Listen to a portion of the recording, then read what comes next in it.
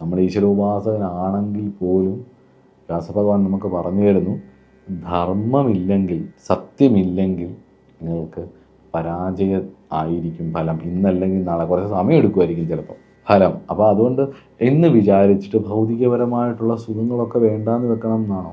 ഒരിക്കലുമല്ല. അത് ഋഷിമാർക്ക് പോലും കഴിഞ്ഞിട്ടില്ല. നമ്മൾ ഈ സന്യാസവുമായിട്ടാണ് ഗാർഹസ്ഥ്യ ധർമ്മത്തെ കൂട്ടിയിണക്കുന്നത്. സന്യാസം മഹത്തായ മറ്റൊരു പാറ്റേണാണ്, വേറൊരു സമ്പ്രദായമാണ്.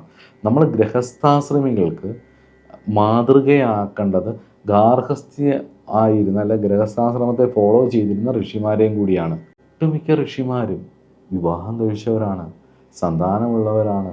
നമ്മൾ ശുഖബ്രഹ്മർഷിയെക്കുറിച്ച് വാതോരാതെ പറയുമ്പം ശുഖൻ വ്യാസഭഗവാന്റെ പുത്രനല്ലേ.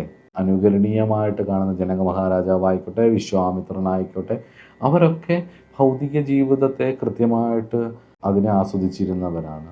ഏത് സ്ഥാനത്തിരുന്നാലും ഏത് അവസ്ഥയിലിരുന്നാലും ആധ്യാത്മികതയെ കൃത്യമായിട്ട് ധാർമ്മികമായിട്ട് കൊണ്ടുവരാൻ നോക്കിയവരുമാണ്.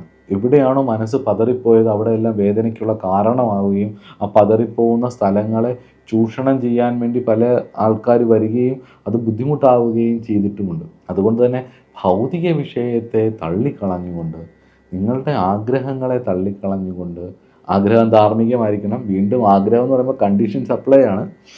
നിങ്ങളുടെ ആഗ്രഹം ജെനുവിനാണെങ്കിൽ ആ ആഗ്രഹത്തെ തള്ളിക്കളഞ്ഞുകൊണ്ട് ഭൗതികപരമായിട്ട് നല്ല കുടുംബം സൊസൈറ്റിയുടെ ഒരു ഭാഗമല്ലേ, നല്ല കുടുംബം അല്ലേ. അപ്പം ആ ഒരു നല്ലൊരു സൊസൈറ്റി ഒരു നാടിൻ്റെ ബാക്ക് ബോണാണ്. അപ്പോൾ ധാർമ്മികമായിട്ടുള്ള കാര്യങ്ങൾ, നിങ്ങളൊരു ബിസിനസ്സുകാരനാവാനാണ് ആഗ്രഹിക്കുന്നത്, ഒരു ധാർമ്മികനായിട്ടുള്ള ബിസിനസ്സുകാരനാണെങ്കിൽ ലാഭം മാത്രമല്ല നോക്കുന്നതെങ്കിൽ, നിങ്ങൾക്കൊരു കോൺട്രിബ്യൂട്ടറാണ് ആവാൻ ആഗ്രഹം എന്നുണ്ടെങ്കിൽ വാസ്തവത്തിൽ കാശ് കൊടുത്ത് പേര് മേടിക്കുന്നതല്ല, ശരിക്കുള്ള നല്ല ബിസിനസ്സുകാരനാണെന്നുണ്ടെങ്കിൽ ലോകം മൊത്തം അവരെ വാഴ്ത്തില്ല. ഇപ്പം രത്തൻ ടാറ്റയൊക്കെ മരിച്ച സമയത്ത് അദ്ദേഹത്തിൻ്റെ ഒരുപാട് കോൺട്രിബ്യൂഷൻസ് ഭാരതത്തിൻ്റെ മുന്നോട്ടുള്ള യാത്രയെ ഒരുപാട് സ്വാധീനിക്കുന്നുണ്ട്. നിങ്ങൾക്കൊരു നല്ല ബിസിനസ്സുകാരനാണ് ആവാൻ ആഗ്രഹം എന്നുണ്ടെങ്കിൽ നിങ്ങൾ അതിൽ നന്നായിട്ടാവുകയും ഒരുപാട് പേരെ കോൺട്രിബ്യൂട്ട് ചെയ്യുകയും ചെയ്യുക, എത്രയോ പേർക്ക് ജോലിയാവും.